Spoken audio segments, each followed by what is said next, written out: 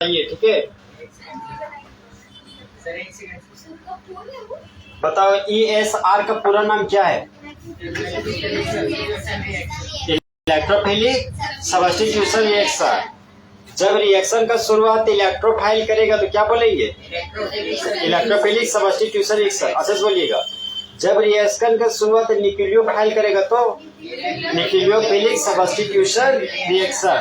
ESR में कितने resonating structure बनते हैं? 5। पांचों रेजोनेटिंग स्ट्रक्चर को मिला देंगे तो क्या बनेगा? Hybrid structure. क्या बनेगा?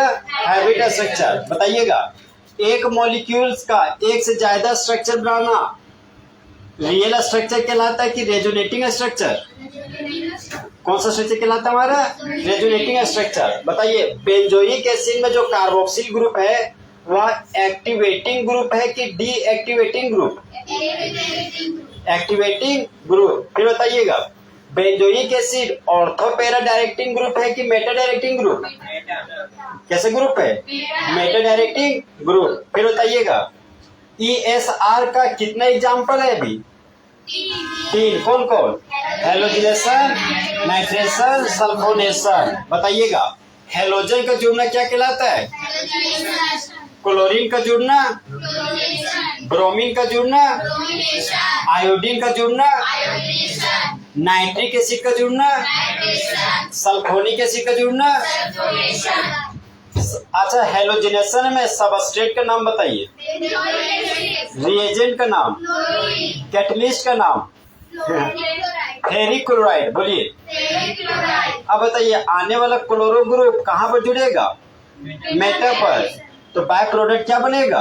HCl। और main product 3 chloro benzoic acid. दूसरा नाम बताइए। फिर सबस्ट्रेट के रूप में किसको ले रहे हैं? Reagent, catalyst, ferric bromide. बताइएगा, ब्रोमीन से एक ब्रोमो हटाएंगे कि 2 ब्रोमो? एक। अब बेंजोइक एसिड के मेटा पोजीशन से किसको हटाएंगे? हाइड्रोजन ब्रोमाइड के साथ जुड़ा तो क्या बना? HBr चाहे हाइड्रोजन ब्रोमाइड। फिर बचा हुआ एक ब्रोमो कहाँ जुड़ेगा? मेटा पर। क्या बनेगा? चाहे नाइट्रेशन में कौन से ग्रुप को जोड़ते हैं? नाइट्रो ग्रुप को। किसको जोड़ते हैं? कैटलिस्ट क्या लेते हैं? Concentrated sulphuric acid. Concentrated sulphuric acid का काम वाटर जोड़ना कि वाटर हटाना? अच्छा बोलिएगा, हाइड्रेशन करना कि डिहाइड्रेशन करना? सबस्ट्रेट का नाम बताइए। रिएजेंट, कैटलिस्ट, नाइट्रिक एसिड से किसको हटाएंगे? और बेंजोइक एसिड से हाइड्रोजन और हाइड्रोक्साइड ग्रुप आपस में मिलकर क्या बनेगा? आने वाला नाइट्रो ग्रुप कहाँ जुड़ेगा? क्या बनेगा? दूसरा नाम।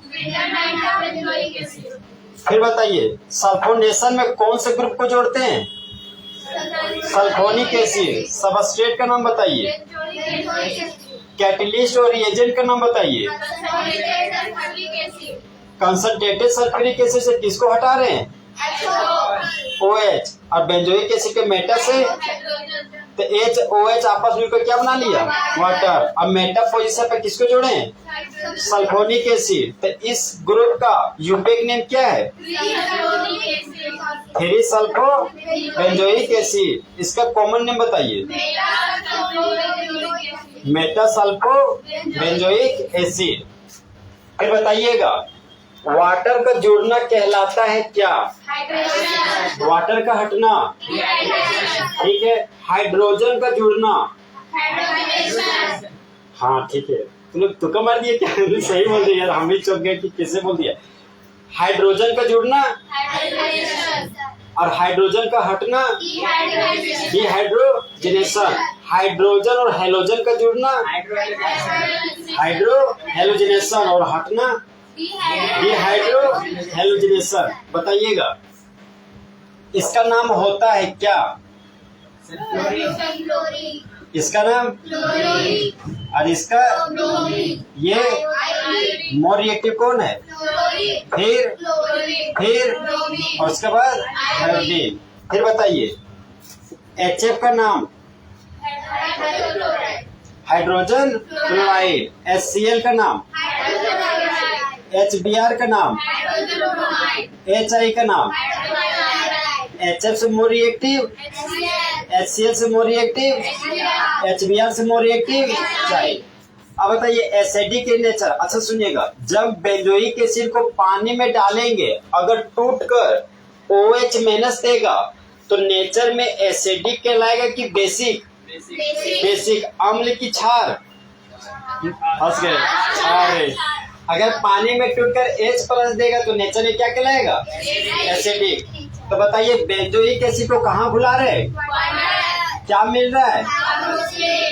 और साथ में प्रोटॉन का सिंबल H प्लस।